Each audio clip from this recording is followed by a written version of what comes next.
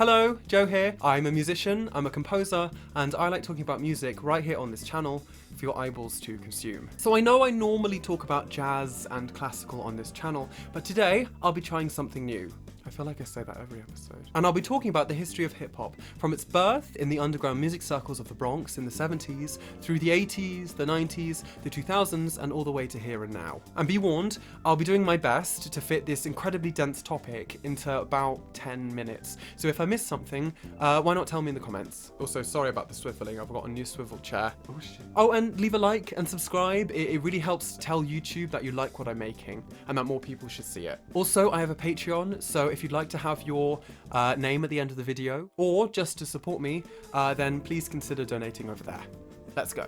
Hip-hop originated as part of an underground music movement in the Bronx, New York City. Its primary focus was emceeing, essentially hosting big gatherings known as block parties, in which the whole neighbourhood would gather outside to have fun, see family, or to discuss more pressing issues which the community was facing. Emceeing, now known mostly as rapping, is the rhythmic spoken delivery of rhymes and wordplay, originally done solo without accompaniment, but later done with a beat or a backing track. At this point, in the 1970s, government legislation over the previous decades had completely ravaged and destroyed many black communities across the United States. The Bronx was an archetypal example of this institutional negligence. Hip-hop, and its focus on speaking and the meaning of the words being used, found itself to be a radical medium for organising and protesting the impact of legal institutions on minorities, most of all, harsh policing and prisons. Young black and Latin people found a connection with this style of music, and used hip-hop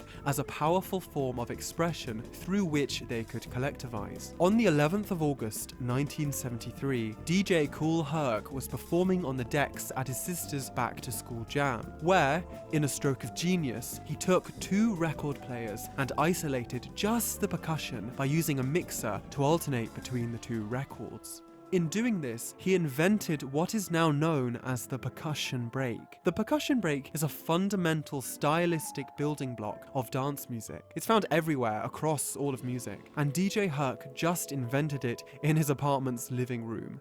Cindy Campbell, sister of DJ Kool Herc, funded and produced this party, and it's for this reason that she is often credited as the mother of hip-hop. Now, before we carry on into the 80s, we have to ask, where does the name hip-hop actually come from? Pop, classical, their etymologies are quite obvious, but hip-hop, where on earth did that originate? Bear in mind that the genre up until the late 70s hadn't really been given a name yet. It was more of a loose collection of styles. So where did it come from? Well, according to a 1970s edition of Jet magazine, the word hip-hop was coined by Keith Wiggins from the group Grandmaster Flash and the Furious Five, which now kind of sounds like a Marvel film.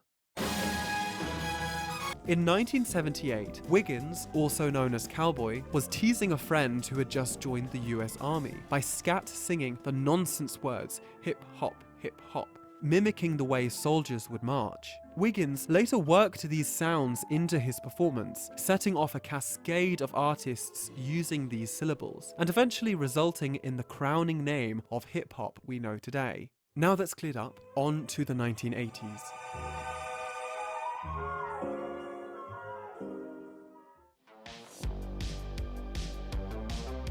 Before the 80s, hip-hop was mainly performed live at house parties and the aforementioned block party events. Recording equipment obviously did exist, but pressing records was very expensive, and considering the homemade nature of hip-hop at the time, finding financial backing to make these expenses was hard, and therefore not very many artists did it. However, the 80s and improvements in technology would bring into vogue the tape recorder, a new innovation which would allow musicians to create and record music at their own discretion.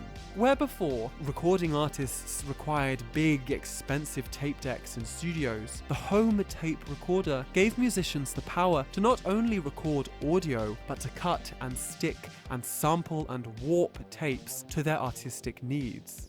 In 1977, DJ Wiz, a Puerto Rican performer, created hip-hop's very first mixed plate when he combined sound bites, special effects, and other sonic elements to produce a recording. This is where the word mixtape comes from, literally a compilation of music from different origins, mixed into one sound source. By the time the 1980s had gotten into full swing, the stylistic and technical elements of the hip-hop genre had been established, and the sound was beginning to explode in popularity in New York. The electronic sound of hip-hop, and its ingenious use of samples and loops, was refreshing to listeners and dancers, and by 1982, the sound had become the new trend in street parties to club music all across New York, and not just in the Bronx. It was in this era where hip-hop began to interact with disco. Disco, much like hip-hop, emphasized the role of the DJ as performer, and it wasn't uncommon for hip-hop originally to use old-school disco tracks as beats. However, by this time in the 80s, disco had reached the zenith of its popularity, and the airwaves had become dominated by mainstream, expensive, and often highly Europeanized tracks. Sorry about that. While disco had a very strong influence on early hip-hop, by the 80s, hip-hop artists wanted to stretch music, and in doing so, rediscover their sense of personal American identity in music. An identity which, through disco, had become global and therefore watered down from their perspective. Afrika Bambaataa, an American DJ, songwriter and rapper, released the single Planet Rock, which used electronica elements from Kraftwerk's Trans-Europe Express. This record, along with others, would inspire a fusion trend between hip-hop and electronic dance called electro music, a genre which would touch artists spanning from Shannon to Freeze to Shaka Khan. We've covered the influence of the tape recorder on hip-hop, but the 80s would bring another technological innovation which would change hip-hop forever: the drum machine. In 1980, the Roland Corporation launched the TR-808 Rhythm Composer, in which users could create any drum rhythm they could possibly imagine, instead of having to record or perform them from elsewhere. This, combined with improvements in sampling technology, would create an explosion of styles within hip-hop. Technology had brought music making away from only the big studios and big money, and into bedrooms, living rooms, underground clubs. This brought around the second wave of hip-hop, called New School, pioneered by artists like LL Cool J and Run DMC. New school musicians made shorter songs, which promoted radio play and the production of cohesive LPs, further boosting commercial success. By 1986, hip-hop had fully established itself as a fixture of mainstream music. Which leads us, in a roundabout way, I'm skipping a lot here to keep this video short, into the golden age of hip-hop. The golden age of hip-hop, now thought of as the period between the late 1980s and the mid-1990s, is considered to be a time of extreme growth and innovation. The genre's aesthetic staples had been established by this point. People knew what hip-hop was, and so innovation within these aesthetic boundaries was only to be expected. It was said that every new single reinvented the genre at this time. De La Soul championed sampling, wordplay, and humor in their debut album 3 Feet High and Rising. Tracks in the album like Cool Breeze on the Rocks showed artists and producers the limitless capacity of sampling to create amazing art, and the different ways of executing this. This period also saw a rise in rapping virtuosity. Cool G Rap, when talking about the golden age in his book How to Rap, said that the era bred rappers with phenomenal ability and creative flair. AllMusic said that the golden age witnessed the best recordings from some of the biggest rappers in the genre's history. Overwhelmingly based in New York City, golden age rap is characterized by skeletal beats, samples cribbed from hard rock or soul tracks, and tough diss raps. Rhymers like P.E. Chucks D, Big Daddy Kane, KRS-One, Rakim, and LL Cool J basically invented the complex wordplay and lyrical kung fu of later hip-hop.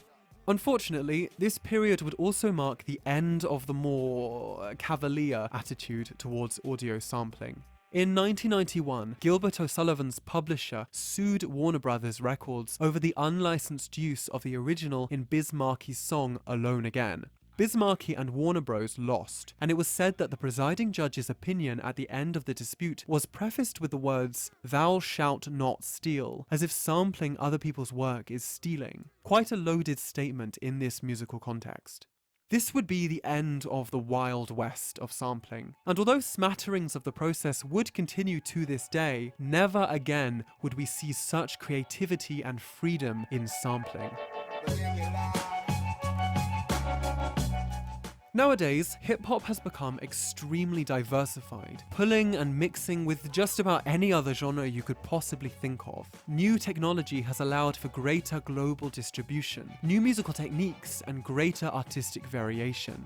Audiences have also become more aware of some of the social issues within hip-hop. The objectification of women in the genre has been especially examined, and while it obviously continues to exist, not just within hip-hop, but everywhere, artists are beginning to subvert and deconstruct these harmful traditions. Megan Thee Stallion, Beyonce, Cardi B, Lauryn Hill, even Cupcake. These are just a tiny sample of female artists that are using their art to empower themselves through femininity, through soul and spirit, or just through being as nasty and dirty as possible, because why the fuck not? Hip-hop hasn't actually existed for a very long time, only a few decades, and yet the genre has achieved so much, produced so many careers, and shone a light on new parts of the human experience. I'm so excited to see how it evolves into the future.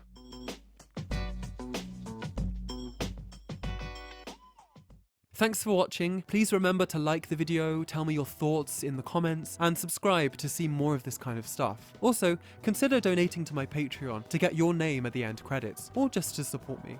Until next time.